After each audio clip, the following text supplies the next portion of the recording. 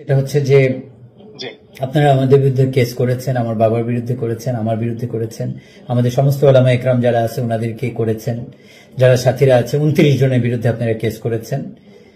জেলে যেতে কোনো অসুবিধা নেই, দাওয়াতের কাজ করার জন্য যদি জেলে যেতে হয় এটা তো খুশি মনে বুক পেতে নিয়ে নিব, কোনো ভয় নেই, কোনো অসুবিধা নেই। মাদ্রাসায় পড়ালেখা করেছি, হেফজোখানায় পড়েছি, জেলখানা হয়তো হেফজোখানার থেকে বেশি কঠিন না। আমি পড়েছি পাহাড়তলিতে 1 বছর বা 2 বছর, পাহাড়তলি মাদ্রাসা, যেখানে 4টা গেট পার হয়ে বের হতে হতো, বছরে মনে হয় 2বারই বের হতে পারতাম। আর হেফজোখানায় পড়লে প্রতিদিন চাবুক বেতের মারতো, খেতেই হতো। তো ওখান থেকে কষ্ট হয়তো বা জেলখানায় হবে না, তো কোনো অসুবিধা নেই।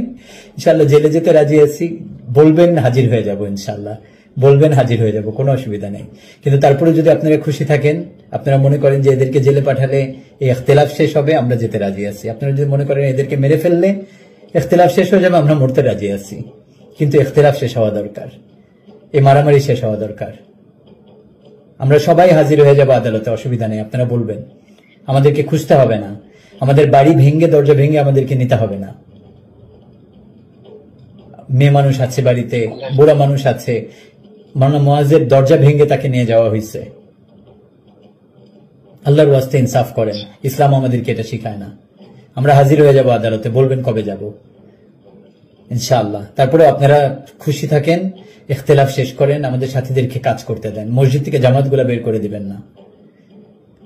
একটা কথা আপনারা বলেন আমরা ওলামা বিদ্বেষী বানাই, আপনি গত 7 বছরে একটা সেন্টেন্স, অনলি ওয়ান সেন্টেন্স, একটা শব্দ আপনারা যদি দেখাইতে পারেন আমাদের কোন তবলিগের সাথী বয়ানাতের মধ্যে, হ্যাঁ মাঠ পর্যায়ে অনেক সাথে অনেক কিছুই বলতে পারে, তারা ওইটা বর্ণনা না। আমাদের কোন মুরব্বী কোনদিন কোন বয়ানাতের মধ্যে কোন জায়গায় বা মৌলানা সাদ সাহেবের মুখে কোন আলেম ওলামা বিদ্বেষী কথাবার্তা বের হয়েছে কিনা আমাকে দেখাবেন। ওলামা বিদ্বেষী আমরা কারা বানাই আলামিন ভাই জানেন? আপনি আমি বানাই। আমি একটা মসজিদের ইমাম, একটা খতিব, এখানে 20-25 জন সাধারণ মানুষ তার বাড়ি ঘর মা বোন সবকিছু ছেড়ে তবলিগে আসছে, আর তাদের গাঠি উঠায় যখন তাদেরকে অপমান করে এই শীতের মধ্যে মসজিদ থেকে বের করে দিই, সারা জীবনের জন্য ওই লোকের অন্তরের মধ্যে এটা বসে যায়, একজন আলেম একজন ইমাম আমাকে মসজিদ থেকে বের করে দিচ্ছে। এই আলেমরা হইতেছে ইসলামের দুশ্মন, এই ইমাম হইতেছে ইসলামের দুশ্মন। তো ইসলাম বিরোধী আলিম বিরোধী কে বানাইলো একজন সাধারণ মানুষকে? আমরা তো তাদেরকে আপনাদের খেদমতে পাঠাচ্ছি মসজিদের মধ্যে, আপনি তার সাথে বসেন, যদি ভুল মনে করেন তাকে সময় দেন, তার কোনো ভুল থাকলে ঠিক করে দেন, তাহলে সারা জীবন সে আপনার জুতা সিধা করবে। আমরা কই পাঠাচ্ছি জামাতগুলাকে? প্রতিটা মসজিদের আর ইমামদের কাছে পাঠাইতেছি, আপনাদের কাছে পাঠাইতেছি তাদেরকে। আপনারা তাদেরকে বের করে দিয়ে আলিম বিদ্বেষী বানাচ্ছেন, আমরা তো আলিম প্রিয় বানানোর জন্য তাদেরকে মসজিদে পাঠাচ্ছি। আল্লাহর ওয়াস্তে একটু বুঝেন, আপনাদের জন্য অনেক বড় মওকা এদেরকে ইলম শিক্ষা দেওয়ার, আপনাদের কাছে অনেক বড় মওকা তাদেরকে আপনাদের প্রিয় পাত্র হিসাবে বানানোর।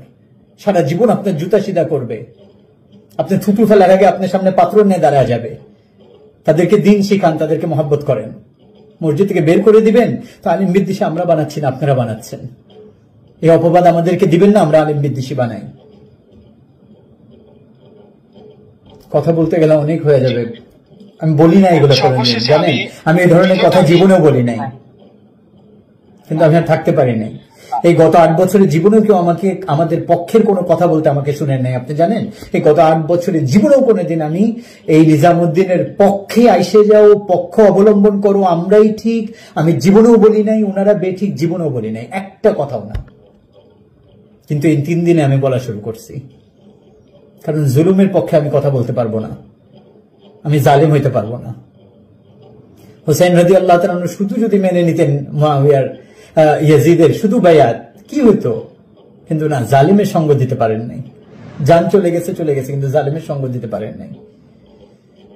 ওনারা যেটা করতেছেন এটা ওপেন জুলুম, এটা সাথ আমরা দিতে পারবো না, আমি দিতে পারবো না। সর্বশেষে ভিডিও শেষ করার আগে আমি আপনার বিপক্ষে একটা কথা বলে যাই, সেটা হচ্ছে গিয়ে ইসলামের মধ্যে যতগুলো ফিরকা তৈরি হয়েছে, যতগুলো বিভেদ হয়েছে, এই সবগুলো কি সাধারণ মুসলমানরা করেছে না আলেমরা করেছে? যত বিভেদ, যত গ্রুপ তৈরি হয়েছে, এটা কারা করেছে?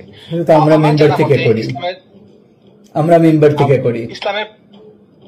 হ্যাঁ, এটাই আফসোসের বিষয় যে ইসলামের 1400-1500 বছর ইতিহাসে এমন কোন ফিরকা নেই যে ফিরকাটা কোন সাধারণ মুসলমান তৈরি করেছে বা সৃষ্টি করেছে। যতগুলো গ্রুপ হয়েছে, যতগুলো বিভেদ মারামারি হয়েছে, সবগুলো ফিরকার যে যিনি সৃষ্টি করেছেন স্রষ্টা, তিনি একজন আলিমই ছিলেন। সো আল্লাহ তাআলা আমাদেরকে ইনসাফের পক্ষে থাকার তৌফিক দান করুন, আলেম হই আর আমরা সাধারণ মুসলমান হই, আমরা যেন কখনো মানে জুলুমকারী না হই। মাজলুম হয়ে মারা যাব, কিন্তু জুলুমের কথা বলবো না।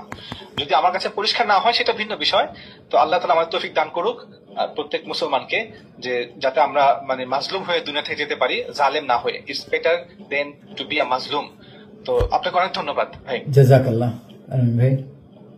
জি, আর আমরা নেক্সট লাইভ নিয়ে আসবো ইনশাআল্লাহ, যে আরো আর্গুমেন্ট আছে কিছু, আমরা এগুলো আরো বেশি এমফাসাইজ করব, যে সংখ্যা, মূলধারা, অনেক কিছু, যে ঘটনা ঘটলো 2 দিন আগে, সেটা নিয়ে আমরা ডিটেইলস। আরেকটা কথা বলে আমি একটু শেষ করি, সেটা হচ্ছে অনেকে আমাদের উপর অপবাদ দেন আমরা বিক্রি হয়ে গেছি। আল্লাহর ওয়াস্তে জীবনেও কোনোদিন মাদ্রাসায় পড়াও 1 টাকা নেই, মসজিদে খেতাবত করেও 1 টাকাও নেই, জীবনে কোনোদিন কোনো বয়ান করে 1 টাকাও নেই।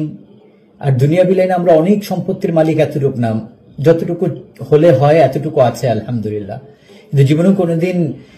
আচ্ছা, একটা জিনিস চিন্তা করেন আলামিন ভাই, জানেন আমাকে কত ওলামা ইকরাম, বড় বড় ওলামা ইকরামরা খালি এতটুকু বলেন, ওসামা শুধু এদিকে চলে আসো, তুমি আমাদের মাথার তাজ হয়ে যাবা। ওসামা শুধু তুমি এদিকে চলে আসো, তোমাকে আমরা বুখারী, আমাদের মাদ্রাসার বুখারীর দরস তোমাকে দেব। ওসামা শুধু একটু আমাদের সাথে এদিকে চলে আসো, তুমি কি চাও। এত অপবাদ, এত গালি শুনতেছি, এত কিছু, তারপরে আমি কেন এদিকে আসি? কি আছে আমার এখানে? গালি শোনা ছাড়া তো আর কিছুই নাই। হযরত মাওলানা মাহফুজুল হক সাহেব, যদি উনি শুনেন এই লাইভ, উনি বলবেন, আপনি জানেন আমি এখন না, আমি আরো আমি তো ফারিগ হয়েছি 2003-4 সালে। আমি মানে কোন এলাকায় ফারিগ হওয়ার পরে আমি যদি কোনো এলাকায় যাইতাম আর শুনতাম যে হযরত মাওলানা মামুনুল হক সাহেব, হযরত মাওলানা মাহফুজুল হক সাহেব, ওনারা তো আমাদের পরিবারের খুব কাছের মানুষ ছিলেন। ওনার বাবা আমার বাবার খুব ভালো বন্ধু ছিলেন। ওনার মা আমার মায়ের পরামর্শ অনুযায়ী চলতেন। মাওলানা মামুনুল হক সাহেব, মাহফুজুল হক সাহেব হুজুরের মা আমার মায়ের পরামর্শ অনুযায়ী চলতেন। ওনাদেরকে জিজ্ঞাসা করবেন।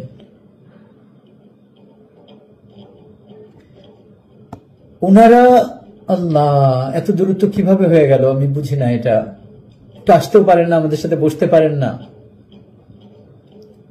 ওনারা। আমি কথা কি বলতেছিলাম ভুলে গেলাম, দেখেন কি জানি কথা বলতেছিলাম। অর্থাৎ যে দূরত্বটা হলো আর কি, মানে আপনাকে, এই যে আমাদেরকে কোন একটা এলাকায় গেছি, তো হযরত মাওলানা মাহফুজুল হক সাহেব ওইখানে বুখারীর প্রথম সবক পড়াইতে আসছেন, ইফতেতাহি সবক। আমি দেখা করতে গেছি, যে হুজুর আসছি, তো দেখা করতে গেছি। এরকম হয়েছে যে হুজুর ইফতেতাহি সবক না পড়ায় পুরো মজলিসের মধ্যে বলছে, আমার ছাত্র তোমাদের ইফতেতাহি সবক পড়াবে, এবং আমাকে দিয়ে সবকের ইফতেতাহ করাইছে। আচ্ছা, তো আমার এইদিকে থাকার কারণ কি? আমার তো ওইদিকে সম্মান, ওইদিকে পদমর্যাদা, ওইদিকে গেলে আমার কোনো গালি শুনতে হবে না, ওয়াহুয়া ওয়াহুয়া, আর চারদিকে তালি পাবো। তারপরে কেন আমি এদিকে? টাকা পয়সার জন্য? পৃথিবীতে কেউ প্রমাণ করতে পারবে আমাদেরকে কেউ 1 টাকাও দিছে? পৃথিবীতে কোন টাকা দিয়ে আমার বাবাকে আমাকে কিনতে পারবে? চ্যালেঞ্জ করতেছি, আপনারা আমাদের ব্যাংক ব্যালেন্স সবকিছু দেখে ফেলেন। সবকিছু দেখছে। হাসিনার সময় তো আমাদের উপর বিরাট বিরাট অপবাদ আসছে, বিরাট বিরাট অপবাদ আসছে হাসিনার সময় আমাদের উপরে। 300 কোটি টাকা আমার বাবা মেরে ফেলছে, 200 কোটি টাকা মেরে ফেলছে, একদম তছনছ করে ফেলছে আমাদের ব্যাংক ব্যালেন্স, সবকিছু দেখা শেষ। একটাও তো কিছু বের করতে পারে নাই তো বের করবে কোত্থেকে? আমার বাবা, আল্লাহ তাআলা ওনাকে এরকম যোগ্যতা দিচ্ছেন যে কোটি কোটি বিলিয়ন ট্রিলিয়ন টাকা কামাইতে পারতো, কিন্তু তবলিগের মেহনতের সময় দিয়ে আমার দাদা যে ধানমন্ডির 1 বিঘা জায়গা ছিল, এটা ছাড়া পুরো বাংলাদেশের মধ্যে আর কিছু করেন নাই। আমার বাবা 1 ইঞ্চি জায়গা কিনেন নাই। আর আমাদের অন্যান্য সুরা, মাফ করবেন আমি বলতে বাধ্য হচ্ছি, নাম বলবো না, কিন্তু ওলামা ইকরাম যারা ঢাকায় যখন আসছে সুরা হওয়ার আগে, তাদের 1 ইঞ্চি জায়গা ঢাকায় ছিল না। এখন ফ্ল্যাট, এখন শতকে শতক জমি। কোথা থেকে আসছে? যাই হোক, আমি কারো নাম নেব না, বলবো না, কিন্তু একটু চিন্তা করেন, আমরা টাকা দিয়ে বিক্রি হই না, কোন ইহুদির দালাল না। আমরা মোসাদ আর কি এগুলো আমরা চিনি না। আমার চার্জ শেষ হয়ে যাচ্ছে ভাইয়া, ইনশাআল্লাহ মাফ করবেন সবাইকে, অনেক মাফ, সবাই আমাকে মাফ করবেন যদি আমার কোনো কথা আপনাদের বিরুদ্ধে যেয়ে থাকে, যদি ভুল হয়ে থাকে, কেউ কষ্ট পেয়ে থাকেন আমাকে মাফ করে দিবেন, আমি মাফ চেয়ে নিতেছি।